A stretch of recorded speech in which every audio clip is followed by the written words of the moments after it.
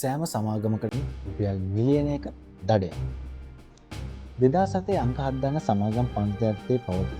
අනිවාර්ය අංගයක් වන වාර්ෂික වාර්තා ඉදිරිපත් කිරීමට අපොහොසත් වීම මගින් සියලුම සමාගම් වල රුපියල් මිලියනයක දඩමිදලක් හා සෑම අධ්‍යක්ෂකවරයෙකුට රුපියල් 50000ක දඩමිදලක් ගන්වීමෙන් නියමිත තිබෙනවා.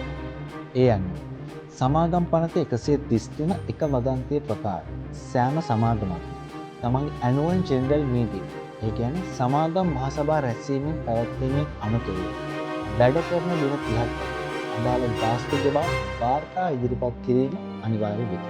මෙසේ ඉදිරිපත් කිරීමට අපොහොසත් වන සෑම සමාගමකම 2026 සැප්තැම්බර් 30 වෙනි දිනින් පස්සේ අදාළ දඩමුදල් ගෙවීමට සිදුවනවත් මෙන්ම තමන්ගේ සමාගමේ නම් සමාගම් ලේඛනයෙන් ඉවත් කිරීම සමාගම් රෙජිස්ට්‍රාර් දෙපාර්තමේන්තුවට බලය පවතී.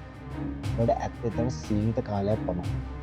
ඒ අනුව ඔබගේ ව්‍යාපාර රැක ගැනීම අදම අපව අමතන්න. අපි සිස්ලා